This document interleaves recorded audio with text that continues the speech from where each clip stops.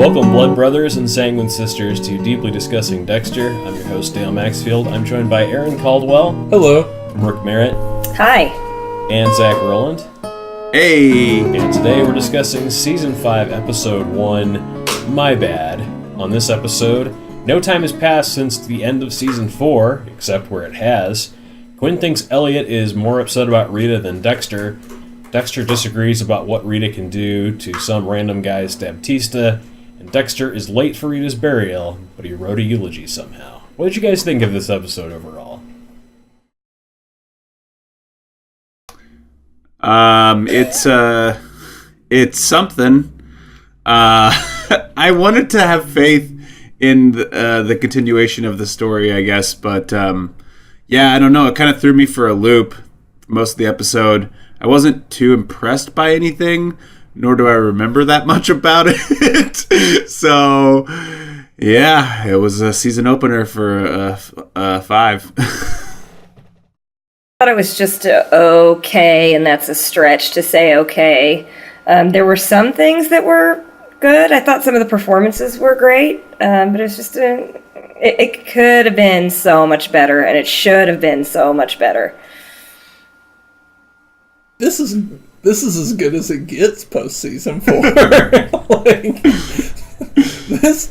this episode, you know, it wasn't great. It's definitely strange because this is the time that Michael C. Hall was just coming off of his chemo treatment, and so Lots of wigs. He looked very weak. It was very strange. It was just all right. They had a year. Go ahead. Well, can I just ask up top, was it even necessary to do like an exact continuation for the story? It's almost like they just didn't know how to handle not only the cancer treatments and whatnot with Michael C. Hall, but just like where to go with what they were left behind. And then it's like, why don't you just jump forward in time 6 years and just give us a new story or something and be like, this happened in the meantime, da-da-da-da-da-da, here we go, you know? If it had been done right, it could have really worked and brought a lot of emotional heft and, you know, built a lot of story, and they could have done it really well. It would have made sense. But it was just so badly done and so phoned in that they should have just skipped it rather than to do a bad job of it. Yeah, so they had at least a year, and probably more than a year, because I believe this season was the one that was delayed the most by Michael C. Hall's illness, that they couldn't start shooting as soon as they normally would have. So not only did we see Rita suddenly die in the final minute of season 4, but then we had to wait extra long for the resolution of that. And I think, you know, a lot of people came to the realization pretty quickly that there's no revenge for Dexter to get. Trinity's already dead. Rita's dead. You know, where can they go from this? Where can they go from here on this? The decision to, after that long in real time, essentially pick up right where they left off,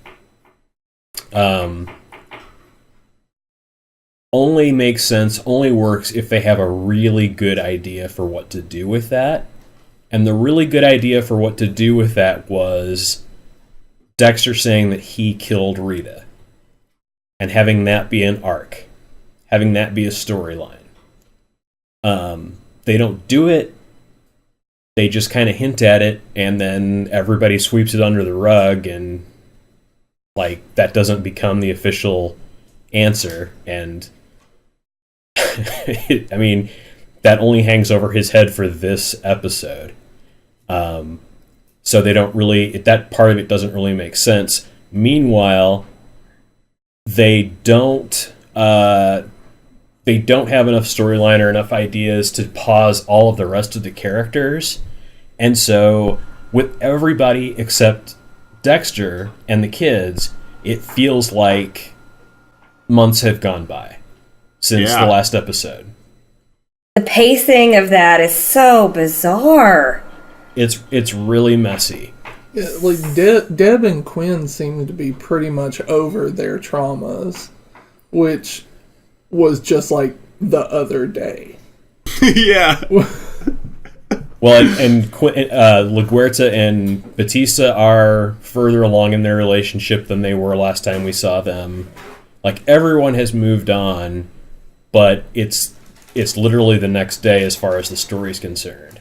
And so it's very, very strange. Very carelessly written. Yes, and it becomes clear very quickly that they did have a bunch of people leave the show after season 4, most notably the showrunner and the head writer. So that talent is completely gone. And, what the show's going to be going forward, this season has a showrunner that doesn't stay after this one season. So the direction that the show goes for this one season isn't really consistent with how it goes forward from here. I think season 6 is actually an attempt to go back to kind of the way things were pre-Rita's death a little bit. But yeah, getting into season 5 itself, it's...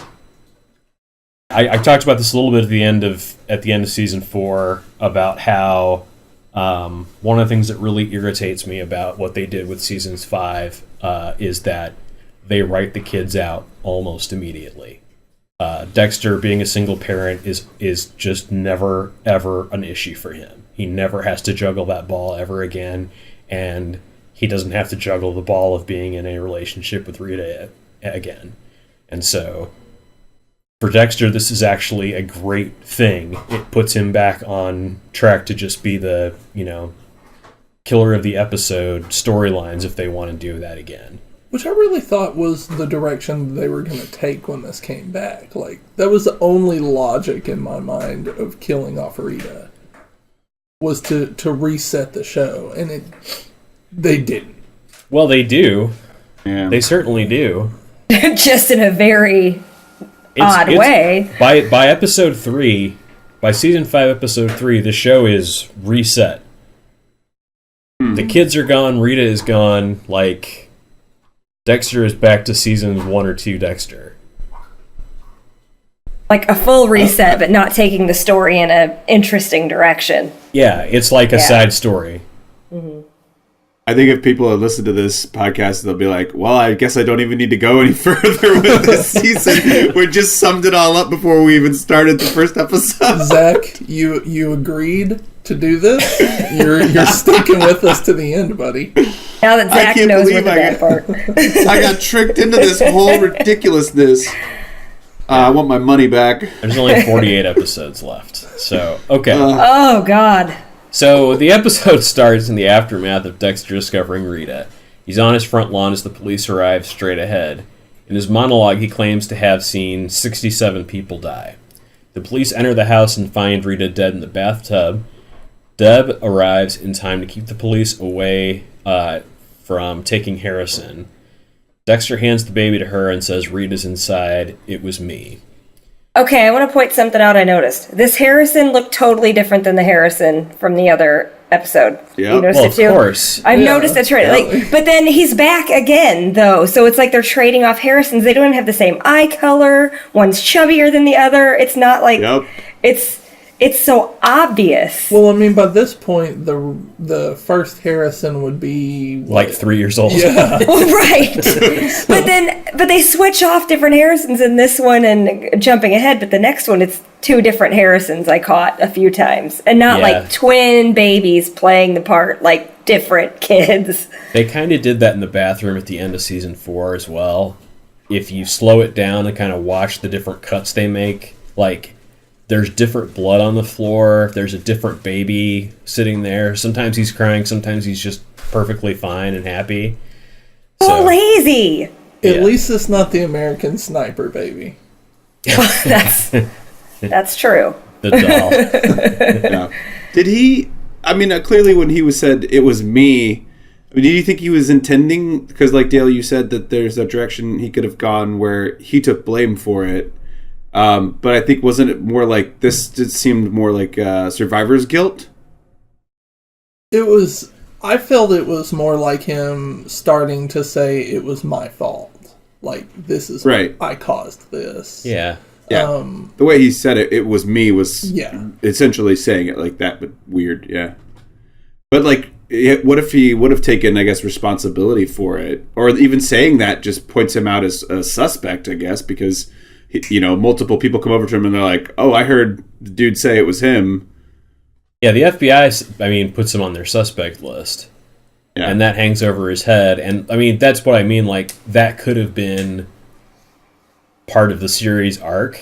He could have gone to jail. He could have been interrogated for a while. He could have had long talks with Harry about whether or not he should just give up and tell them who he is.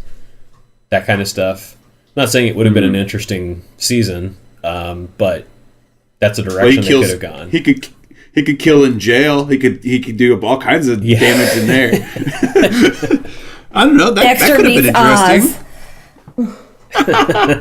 I would watch that. That actually isn't a bad idea. And the corrections officers are the only things worse than Miami Metro, because even with cameras and locked doors, they can't figure out that it's Dexter killing everyone. Right. That sounds like the show we should write. It'd be better than what it's doing right now. But no, and I would take it was me. I would take it as he's in shock, and he's saying it's my fault, and he's still in shock. But then the shock theory doesn't really tie into when he calls in and he's reporting it too. So the 911 call doesn't really coincide with his actions in this scene either. It's just disjointed, like everything in this episode. Well, the 911 call's there to show how emotionless he is about it, compared to like Elliot next door and that stuff. We'll get into that too. But so Masuka and Quinn are working the crime scene. Masuka mentions Trinity's MO, but Quinn points out that Trinity never left a married woman in a bathtub. Masuka says first time for everything. Angel and LaGuerta arrive. Masuka starts to tell them about the estimated time of death, but they leave. LaGuerta says they need to be supportive of Dexter. She's turning the case over to the FBI because they're handling Trinity. The FBI talk to Dexter and ask him why he said it was him. Deb and LaGuerta cut off the interview and tell the FBI to schedule an appointment. Dexter and Harrison go to Deb's apartment. She asks him what he meant about it being him. Quinn and Masuka are listening to Dexter's overly clinical 911 call. Angel tells them to stop. Quinn mentions that the next-door neighbor, Elliot, was more upset over it than Dexter was. LaGuerta comes... Sorry, this is like that first sense of Quinn not being...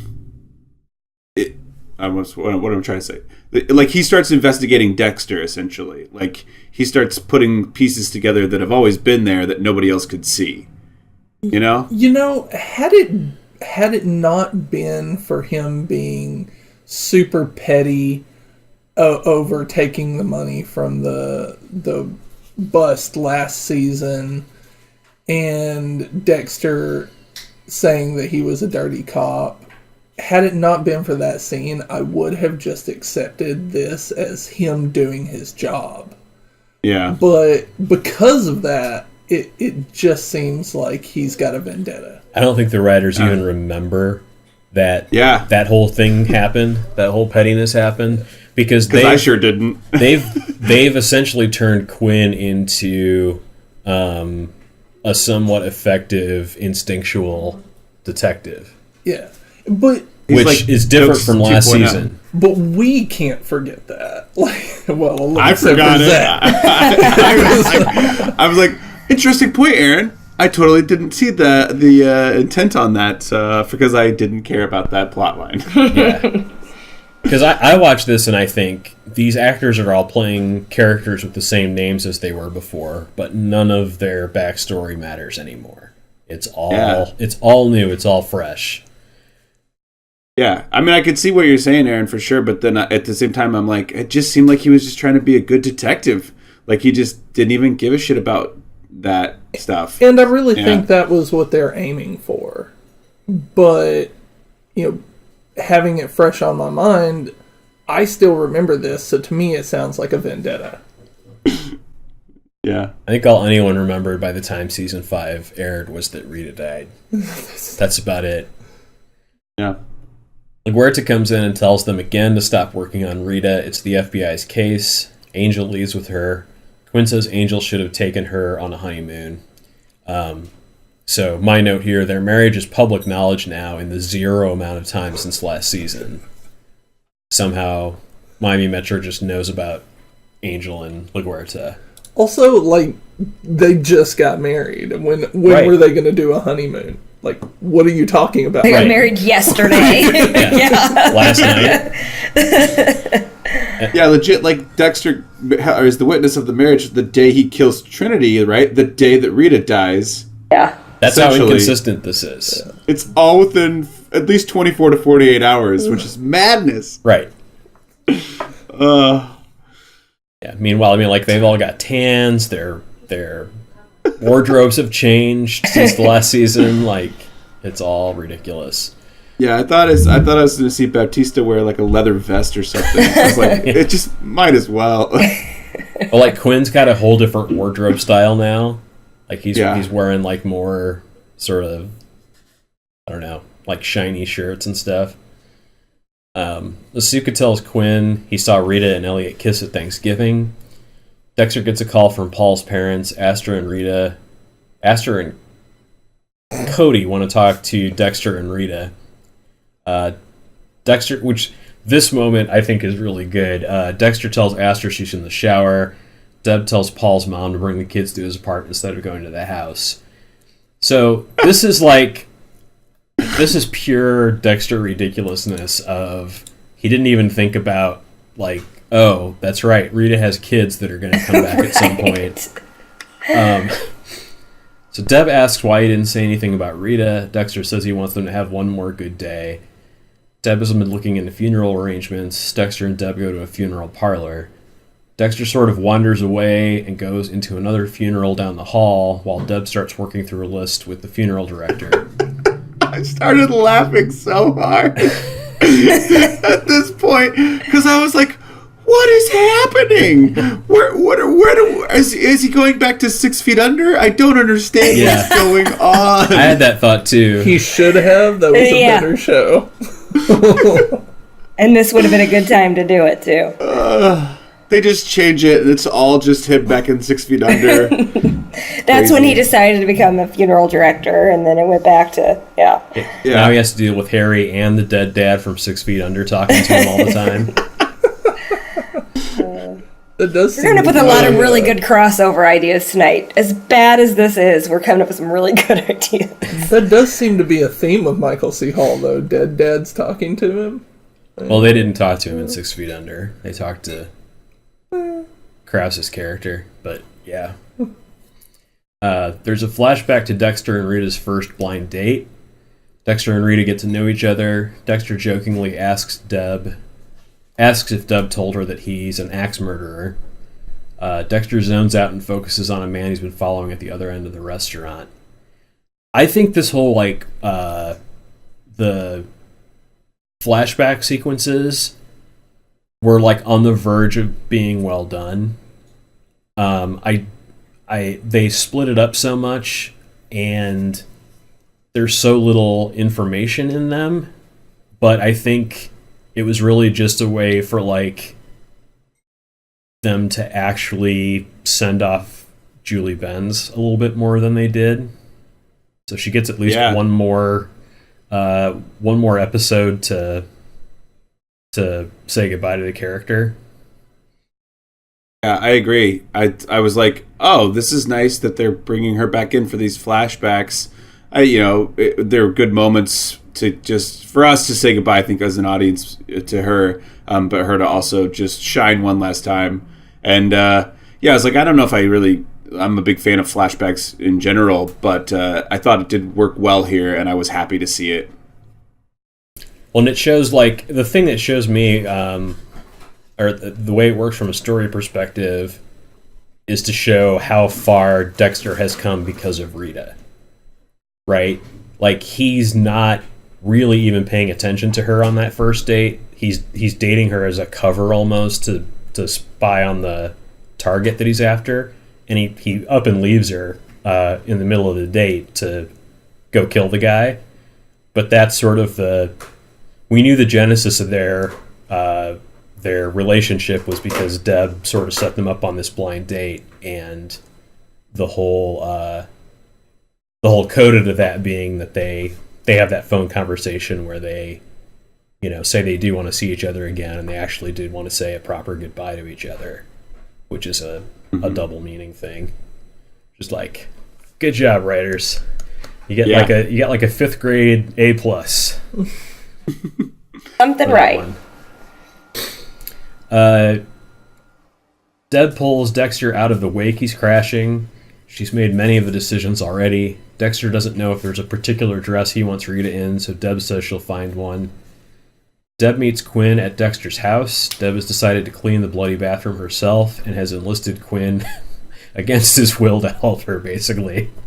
And Quinn's just like, really? We're going to do this now? Yeah. They got people that do this. Yeah. And he's all dressed up for work, and he's just like, oh, God damn it. All right, fine. I kind of like where the Quinn and Deb thing is going. I'm enjoying their little banter. I like Quinn in this season so far. They did a good job of matching them up this season. Mm-hmm. Yeah. Like, they bring Quinn to Deb's level, which they hadn't really done before. Well, yeah, if you take out, like, the first 4 seasons, like this is seemingly trying to do, Quinn is great. Yeah, Quinn's a new character. Yeah. They're pretty much all new characters. I can't accept this. It's a completely different Quinn. I think I said this before in the last hour. I can't accept this.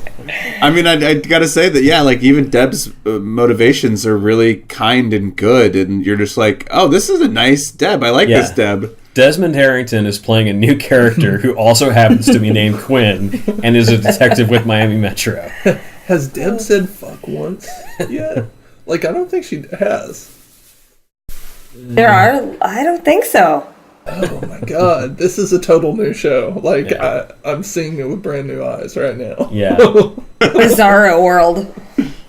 The Shonda Rhimes has written this one. So after a cleaning montage, Quinn says, for this much blood we usually call Dexter. Deb says that she's not used to being the strong one for Dexter. Quinn says that he thinks she's always been the strong one. Deb breaks down and tells Quinn that she can't even tell what Dexter's thinking. Deb starts kissing Quinn. He asks her what she's doing. She says she doesn't know and proceeds to strip down and straddle him on the floor. That's a good way to classic Deb go about it. Yeah. See, and now we're back to old Deb. Yeah. It's fine. Well, she says, I don't know, and she says it a little cautiously and sensually, as opposed to shut the fuck up, let's fuck. I mean, yeah. She's classed up. Yeah, exactly. Yeah.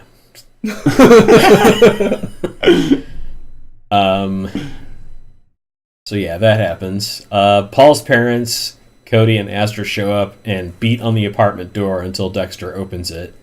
The kids have mouse ears personalized for Dexter and Rita. Astor asks where Rita is. Dexter says she's not here and has them sit down. He says something bad happened to Rita. A man came into their house and killed her. He then says, sorry for your loss. Astor snatches the mouse ears off his head that he's been wearing while he's been telling them all this. Dexter finds her out by some cars. Astor accuses Dexter of not even caring that Rita is dead. She asks him where he was. Where was he when someone was killing her mom? Dexter wishes he could go back and fix it. Astor wishes her mom had never met Dexter. She wishes that Dexter were dead. I actually really liked this scene because Astor did a really good job, I thought. Yeah, Astor. She was great, but I thought it was just weird. It just didn't, I don't know, it was weird to me. Yeah, I think so too. I think the parents handled it very strangely. I think they handled it strangely from the phone call. It just being like, okay, I mean, just the whole, like, come over to the apartment instead of the house. Like, what do you... If I was the parents, I'd be like, why do you still have an apartment? Why is your sister's apartment, like, there? I don't know. There was just... Yeah. It's semantics, but irritating me. Yeah, no, it was weird. It didn't ring emotionally true at all. I know that kind of shock is going to be different for everybody, sure, but it felt so just forced that they were just, okay, we need to have Aster blame Dexter, even though there's absolutely no reason for her to even think that, just so we can up Dexter's guilt. So here's my hindsight quarterback reasoning for why this is happening like the way it's happening. If they were better about treating Aster like a character, which the show's never been good at doing, but if they were better at treating Aster like a character, these would be reactions and conversations that she would have with Dexter over a longer period of time. This would start out with shock. She wouldn't be so aware of Dexter's emotional state or lack of emotional state right away, but it would get to her because she's growing up and she's aware of these sorts of things. Like, part of Aster's character development has been that she's starting to become something of a teenager and something of, like, she calls Dexter on his bullshit sort of thing. And because she's only got this episode and the next one, they try to just cram it all in there and give Christina Robinson like 4 episodes worth of dialogue in 2. And it comes across like she's been sitting in the van coming up with what to say to him this whole time, when instead she just found out that her mother died. Right. Yeah. Mm-hmm. It was a lot of a reaction in a very short time frame right after hearing it. Like, that's a good way to put it. Like she had been processing it for hours rather than just, I had 30 seconds and these are all of my feelings. Yeah, short of her having like a long-term vendetta against Dexter, she doesn't have this immediate reaction to it. This is something that takes a few days for her to come up with and be upset with him about. So that's why I think it feels so forced and weird, and like the Paul's parents, who've like I don't think have ever even been on screen before, are just sort of there.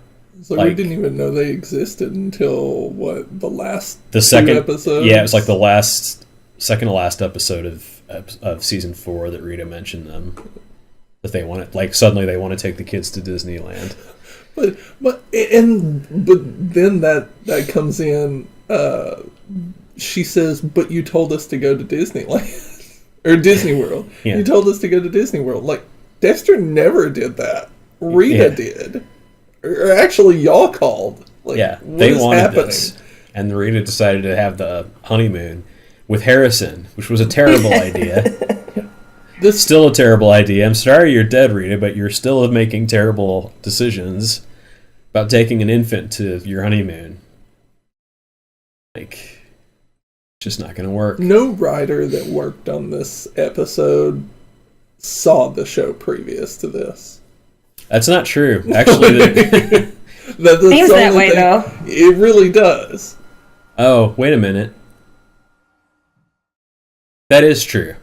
Yeah, that is true. Yeah, son. This episode and the finale were written by the season 5 showrunner, who only exists for season 5. So that is correct. Eesh. So there's a shot of Deb laying on the floor next to Quinn. She gets up and puts a shirt on. She berates Quinn for watching her get dressed. She goes into Rita's room to look for a dress. Quinn walks in naked and she asks him to cover up. Quinn is quizzical about the stack of dresses Deb is looking through. He goes to the closet and instantly finds a nicer one. Quinn tries to ask Deb about what just happened, but Deb asks like Quinn showed up unannounced and took advantage of her. As she pulls off in a random BMW that Deb didn't have before, Quinn sees Elliot out on his lawn. Quinn talks to Elliot and asks him about how well he knew Rita. Elliot tells Quinn about the kiss. He tells him Dexter was never around. He also tells him that Dexter found out about it and punched him. Deb gets to the apartment where Dexter has just gotten Harrison to sleep. Aster and Cody have gone to a hotel with their grandparents. He tells Deb about how upset Aster was. Deb says Aster will be okay. She says Dexter needs to stop blaming himself for what Trinity did, that he couldn't stop it. Dexter's monologue says, I could have killed Arthur Mitchell the first chance I got. Or the second, third, fourth, fifth, sixth, seventh, eighth, like all of season 4. Or just let him kill himself like that one time he tried. Like, you literally worked against like this. 6 episodes ago. So, none of you walk around in someone who's recently been deceased's house naked? Nobody else does that? Just Quinn and me? Not recently. Think you're it. I've never fucked a dead person's sister-in-law in their house. Oh my gosh, right? I mean, come on. It's just unbelievable. I mean, it's so just weird. I don't know if it's for shock value or just because they're like, I don't know, let's have some sex in here somewhere. I mean, like, I hope that's exactly how it happened. Like what we saw was just the aftermath. Like we missed this little bit of dialogue where he was like, no, it's time. It happened on the day, and it was Desmond Harrington saying, I think today might be a good opportunity for me to walk in James naked.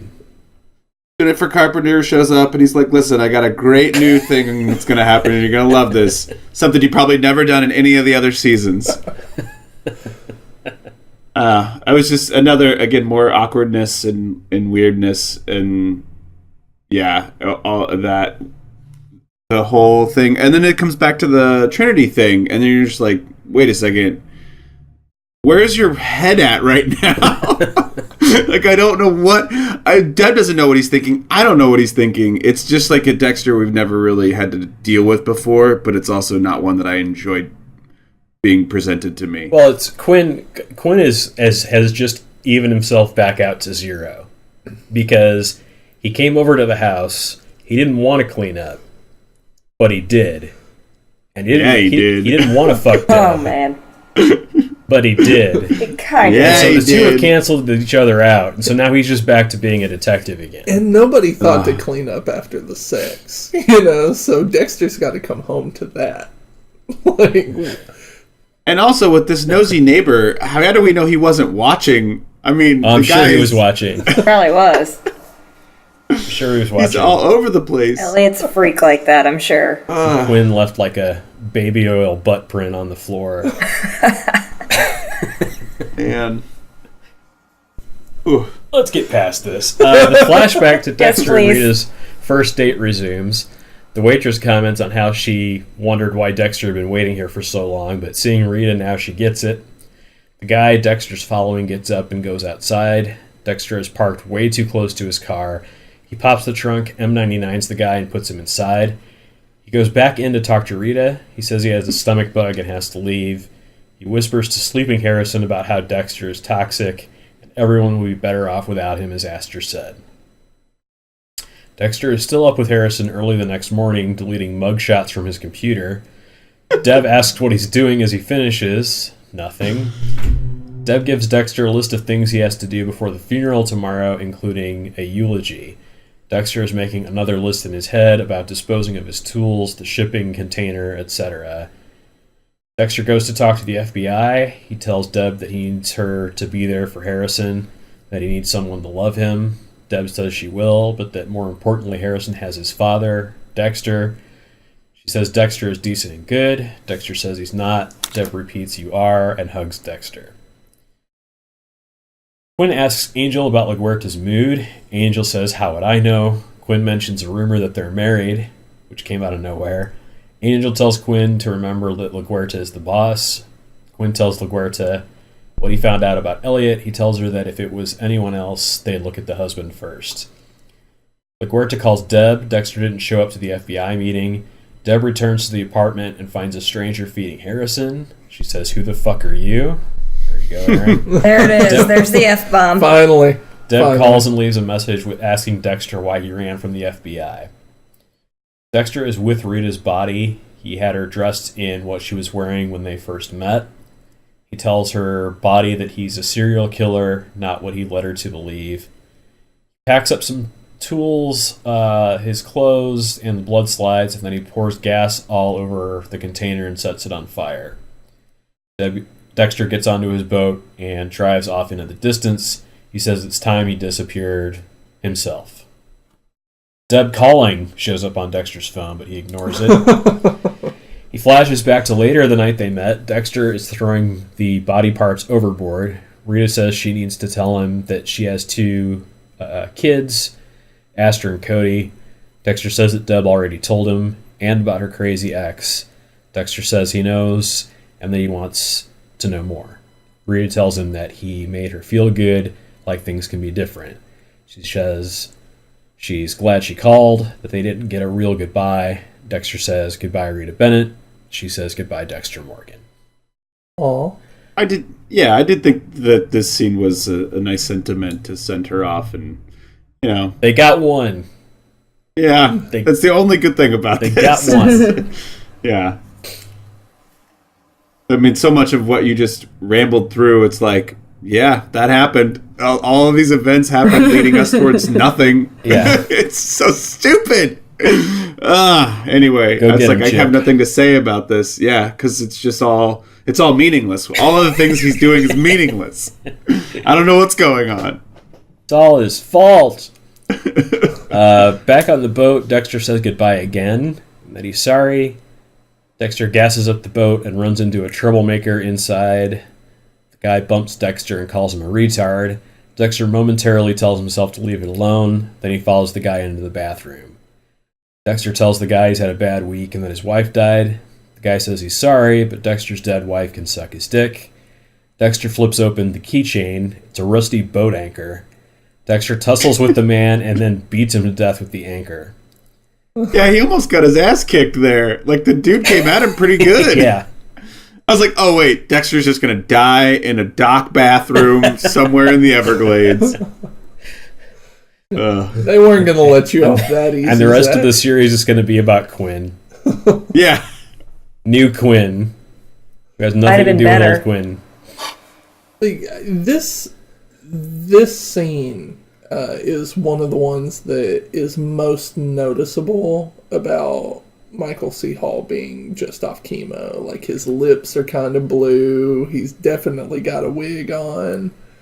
Yeah. It's kind of hard to watch. But that's, just a thought. That and the jackknife / boat anchor. When he just ka-ching, and this giant mace pops out of his hand. You don't carry one around like that? I sure don't. God. I sure don't. You haven't lived, sir. I'm not a big fan of tetanus myself, but Harry appears and tells Dexter that killing that guy is the first human thing he's done since Rita died. Dexter wails and screams in anger and frustration. Harry tells him that his family needs him and he needs them. He needs to go back. LaGuerta and Angel are waiting at the cemetery, hoping for Dexter to show up. Who knows how long they have been there. LaGuerta reveals that she partially gave up on Rita's case because it was too close to home with her now being married. What does that even mean? Because fuck you. So the other people who had been married, whose murder cases you've worked, those didn't matter. Got it. Not till you were married. So fuck Rita, basically. Right. Because I'm married now. They did keep, what an asshole. They did keep LaGuerta and Angel as the worst, so that's good. There's some consistency. Became more the worst with that sentiment right there. That's fair. Yeah. That's bad. That's bad. I really liked the use of Harry. Where Dexter tells him, "I thought you had left me," and he's like, "I'm always going to be here, son." And I was like, it just hit me right in the feels. Yeah, because Harry is Dexter's conscience. He's a part of Dexter. He's not Harry. He's always going to be there. The problem's been that Dexter hasn't had a conscience for the rest of the episode. That's why Harry hasn't been there. And it's not until killing this guy that he realizes he did something wrong, and Harry shows up to talk to him about it. I did almost think that he might not be involved anymore because we hadn't seen him for so much of the episode. I was like, well, maybe James Remar got a new gig. Yeah, now Rita's going to be his conscience. I actually did think at one point when I first watched the show they would maybe do that, honestly. I did have that thought, but that would have been worse. Yes. I can't understand it, Dexter.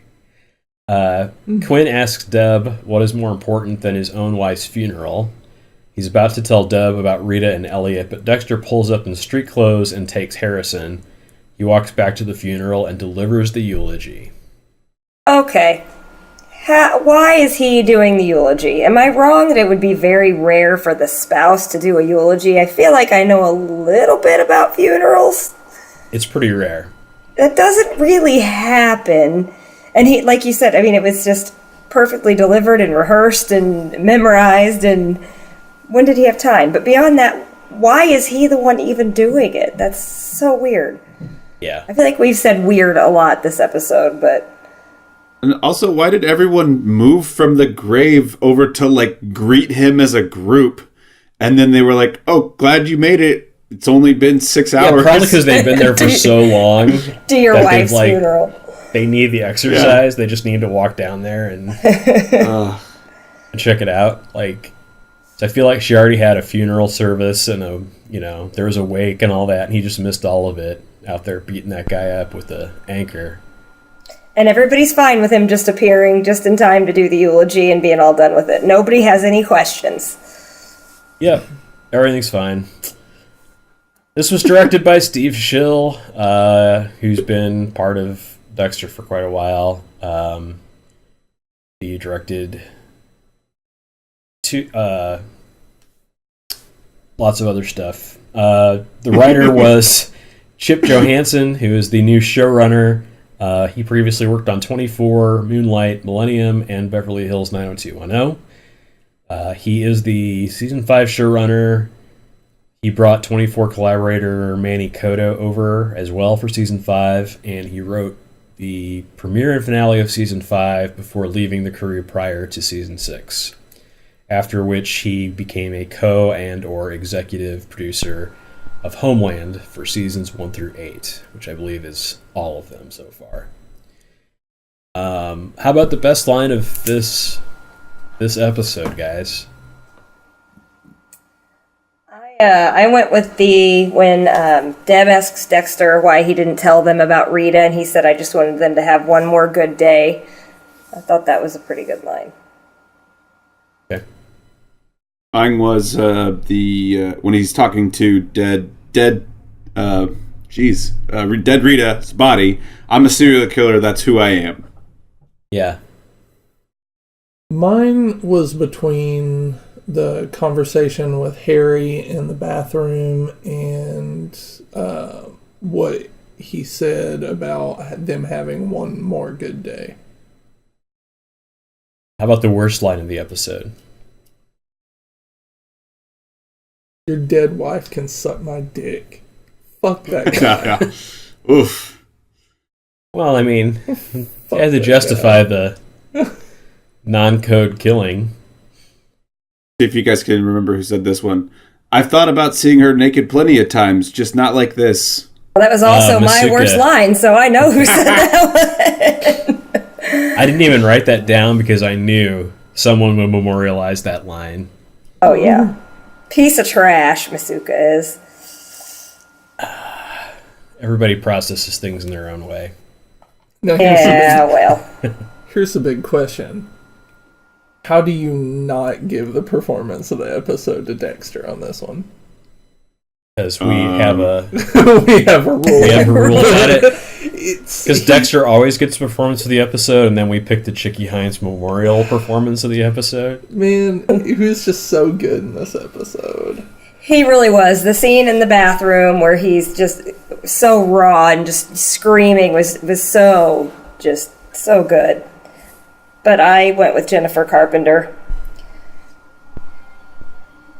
Yeah, I went with all of the main female leads or main females who had lines because honestly, it was like LaGuerta, LaGuerta, Aster, Rita's mom, Rita, all of them. They were all great. I loved them all. That was the best part. They were just so well written for this episode, I guess is what you're saying. Yeah, this was a good female episode. I went with Deb as well. All right. Well, it's all your faults. Thanks for helping me out with this. We're gonna make it, guys. This gets more funny as it gets more ridiculous. So stick with it. We'll be back for the next episode of Deeply Discussing Dexter.